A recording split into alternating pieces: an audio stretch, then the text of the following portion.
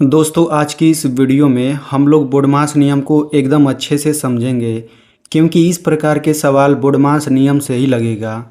और मैं आपको बता दूं ये बोडमास का नियम हर एक बच्चे को किसी भी कीमत पे आना ही चाहिए, चाहे वो किसी भी क्लास में पढ़ता हो।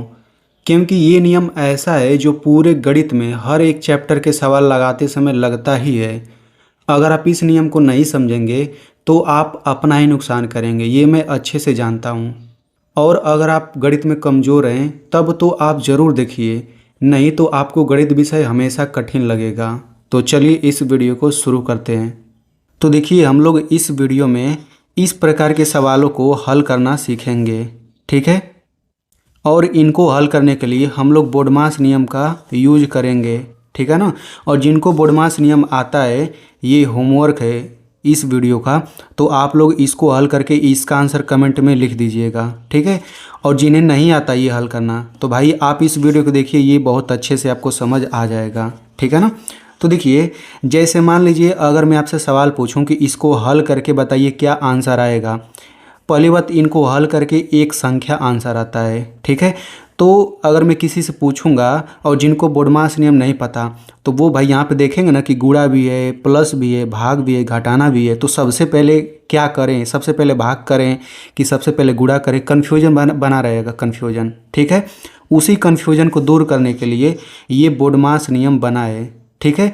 यानी कि बोडमास नियम आपको ये बताता है कि हमें सबसे पहले क्या करना होता है, यानी कि ये क्रम बताता है कि सबसे पहले आपको भाग करना है कि गुणा करना है, सबसे पहले क्या करना है, ठीक है। तो मैं यहाँ पे बोडमास को डिटेल में समझाता हूँ, फिर मैं आपको हल करना सिखाऊंगा। तो यहाँ पे आप लोग देख सकते हैं कि बोडमास बी का फुल फॉर्म होता है ब्रैकेट, और ब्रैकेट को हिंदी में कोष्ठक कहा जाता है। और इसका प्रतीक ये है, ओ का मतलब होता है ऑफ, और हिंदी में का लिखा रहेगा सवाल में, ठीक है। और का मतलब गुणा होता है, यानी कि आपको गुणा करना रहेगा। डी का मतलब होता है डिवीजन, डिवीजन को हिंदी में भाग बोला जाता है, और ये भाग का चिन्ह। एम का मतलब मल्टीप्लिकेशन, यानी कि हिंदी में गुणा, और ये गुणा का चिन्ह हो गया। ए का मतलब होता है एडिशन, यानी कि जोड़, योग यानी कि जोड़, प्लस का चिन्ह। एस का मतलब सब्ट्रैक्शन, यानी कि घटाना, ये माइनस का चिन्ह। यानी कि सवाल लगाते समय सबसे पहले आपको कोष्ठक दिखेगा तो सबसे पहले कोष्ठक के अंदर अमल करेंगे, बाकी सब वैसा का वैसा उतारते चले जाएंगे। फिर जब ये कोष्ठक हट जाएगा तो का अगर लिखा है ना तो का को हल करेंगे, का के बाद भाग हल करेंगे, भाग के बाद गुणा करेंगे, गुणा के बाद जोड़ करेंगे, फिर लास्ट में घटाना करेंगे। तो ये हमें क्रम बताता है, ठीक है। तो इसी क्रम से हम लोग इस सवाल को लगाएंगे। तो ये सवाल है, हमें हल करना है। तो इसमें देखिए प्लस है, का है, गुणा है, भाग है, ठीक है। तो भाई इसी क्रम को हम लोग इस्तेमाल करके इसको लगाएंगे। तो सबसे पहले हम कोष्ठक हल करेंगे। तो इसमें कोष्ठक कहीं दिख रहा है नहीं, तो अब हम आगे बढ़ जाएंगे। का, तो का, हाँ यहाँ पे का दिख रहा है, यानी कि हम का को हल करेंगे सबसे पहले। तो का के पहले 3 है और का के बाद 2 है, यानी कि हम इतने दूर को हल करेंगे, ठीक है। और बाकी सब वैसा का वैसा उतारेंगे। तो ये हो जाएगा 6, प्लस है तो प्लस लिख दीजिए, ये गुणा है तो गुणा लिख दीजिए, ये 8 हो जाएगा, भाग 2। अब इन दोनों को मिला करके एक संख्या बन जाएगा। तो का मतलब तो गुणा होता है, तो 3 दूना ये हो जाएगा 6, ठीक है। अब का हल हो गया, का के बाद क्या हल करेंगे, भाग हल करेंगे। तो इसमें देखिए भाग कहाँ दिख रहा है, भाग यहाँ पर है, ठीक है। और भाग के पहले 8 है, भाग के बाद 2 है, यानी कि इतने दूर हल होगा, बाकी सब उतरेगा। तो ये हो जाएगा 6 प्लस 6, ये हो जाएगा गुणा। और इस भाग इसको भी हल करके एक ही संख्या यहाँ पे आएगा। तो भाग का मतलब मैं यहाँ पे आपको बता देता हूँ, 8 भागे 2 का मतलब ये भी होता है 8/2। और इसको ऐसे भी लिखा जाता है 8 से मतलब 8 में 2 से भाग करना, यानी कि इसको ऐसे भी लिखा जाता है, ठीक है ना। यानी इसी चीज़ को ऐसे भी लिखा जा सकता है। तो यहाँ पे भाग करना आपको आता है, ये 2 चौक 8 हो गया, यहाँ पे शेषफल 0 आ गया, यही तो भागफल है, यही तो यहाँ पे लिखेंगे हम लोग। तो ये हो जाएगा 4, ठीक है। अब भाग भी हल हो गया, अब क्या हल करेंगे, गुणा। तो गुणा यहाँ पे दिख रहा है, तो गुणा के पहले 6 है, गुणा के बाद 4 है, यानी कि इन दोनों को मिला करके एक संख्या आगे बन जाएगा। तो ये हो जाएगा 6 प्लस, और 6 चौक 24 हो जाएगा। अब गुणा के बाद ये प्लस करना है, जोड़ना है, तो इनको जोड़ेंगे क्या आ जाएगा 30। यही आपका आंसर है, ठीक है। आप यहाँ पे सामने बराबर लगा दीजिए ऐसे करके, तो ये आपका आंसर हो जाएगा।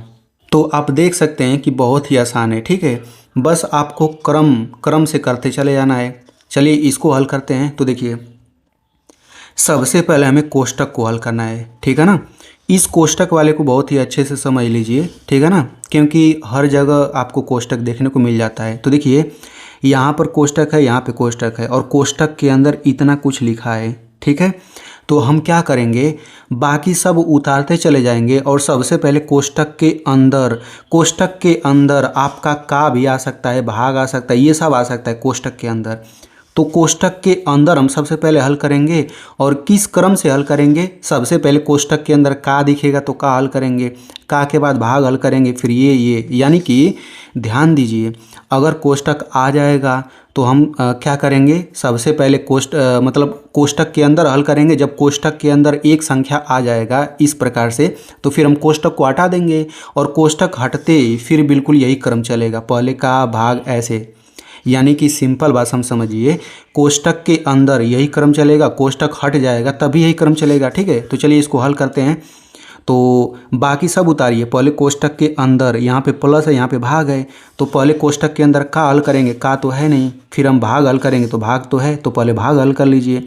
तो बाकी सब उतारते चले जाएंगे, 2 गुणा 9 ये हो जाएगा माइनस, ये कोष्टक लगा दीजिए और ये हो जाएगा 3 फिर प्लस, इतना दूर हल करके क्या आएगा, 5 दूना 10 ये 2 आ जाएगा, ठीक है।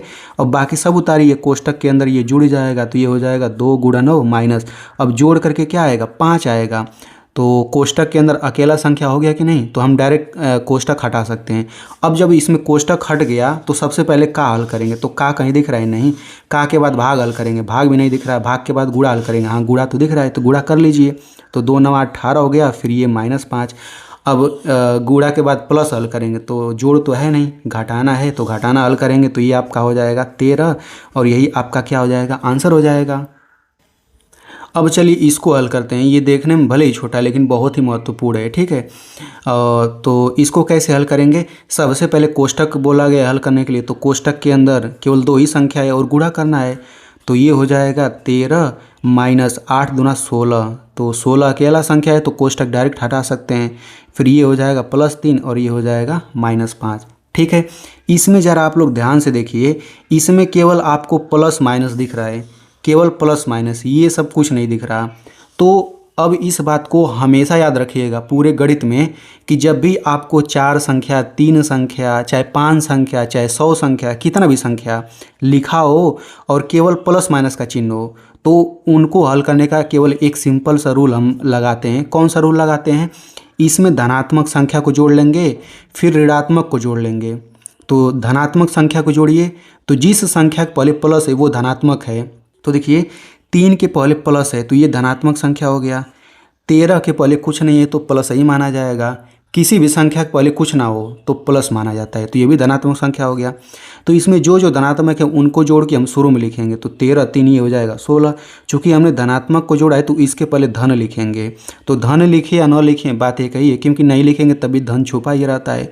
अब ये ऋणात्मक संख्या है क्योंकि इसके पहले ऋण है, इसके पहले ऋण है, तो ऋणात्मक को भी जोड़िए, तो 16 5 ये हो जाएगा 21 हो जाएगा। हमने ऋणात्मक को जोड़ा है तो यहाँ ऋण लगेगा, हमने धनात्मक को जोड़ा था तो यहाँ धन था, ठीक है।